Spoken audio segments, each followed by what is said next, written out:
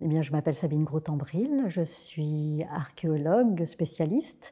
Ma spécialité, c'est la toïcographologie, c'est-à-dire que j'étudie les peintures murales et les stucs de l'époque romaine. Et donc, c'est un travail qui se fait après la fouille. Donc, on va étudier tout le mobilier que l'on trouve lors de fouilles. Ce mobilier vient ici à Soissons, dans ce laboratoire, et donc on va recomposer, faire un travail de puzzle pour essayer de comprendre comment s'articulaient les décors de l'Antiquité.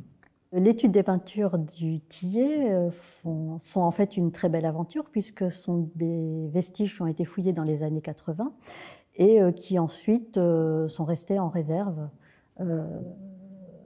et donc un peu tombés dans l'oubli. Et c'est à l'occasion d'une exposition au musée Arkéa de Louvre que l'idée de ressortir ces peintures et de les étudier a été évoquée.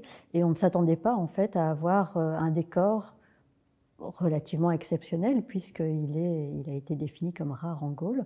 Dans le cadre de cette étude, évidemment, on cherche toujours à remettre le décor dans son contexte, évidemment, de la Gaule, mais aussi de l'Empire. Et ce qui nous a frappé d'emblée, c'est que le fond de ce décor était réalisé avec un pigment vert. Or, la peinture murale à l'époque romaine et gallo-romaine est très polychrome. On a l'habitude d'avoir des fonds très colorés, notamment le rouge et le noir sont abondants. On a aussi le jaune très présent, le blanc également, mais le vert en fait est présent pour tout ce qui est motif végétal ou bandes d'encadrement ou même sur les drapés, mais en couleur de fond, on ne le trouve que très rarement, et on sait qu'en fait il s'agit aussi d'un matériau que les peintres n'aiment pas trop utiliser pour les fonds parce que il ne se tire pas bien. Donc d'emblée, c'est pas une couleur que l'on va choisir pour les fonds.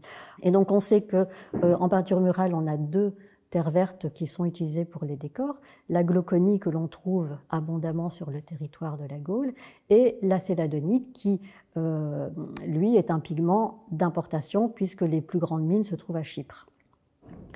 Donc voilà, donc on a fait des analyses et il s'est avéré que sur tous les échantillons que l'on a confiés au laboratoire, donc échantillons concernant des fonds peints en vert, c'est la céladonite qui a été identifiée. Alors effectivement, c'est intéressant aussi de l'observer en tant que pigment rare, puisqu'on sait que ces pigments d'importation, pour se le procurer, il fallait avoir un réseau, connaître. Donc n'importe qui n'était pas en mesure de se procurer ce pigment. On sait que bon, les peintres peuvent se fournir en pigments ordinaires, hein, toutes les ocres que l'on a chez nous, voire même la glauconie, mais pour ce type de pigment, on pense que c'est le propriétaire directement qui se chargeait de commander le pigment, comme c'est le cas par exemple pour le fameux rouge pompéien, hein, le rouge cinabre, qui lui est le pigment le plus coûteux de la palette, et donc c'est le propriétaire lui-même qui se charge par son réseau de se fournir ce pigment, et donc il est possible que pour cette terre verte ce soit la même chose. Donc les représentations de tapisserie, on en connaît dans la peinture antique depuis vraiment l'origine quasiment, hein, que ce soit dans des tombeaux ou sur les murs de Pompéi, on a des représentations de tentures, de textiles. Pour la Gaule, c'est assez rare d'en trouver avec cette représentation aussi précise. Le travail que l'on réalise en tant que chercheur est important pour le travail d'historien que l'on réalise, et donc le résultat, c'est la publication de nos travaux, mais évidemment, l'aboutissement, c'est la valorisation pour le public.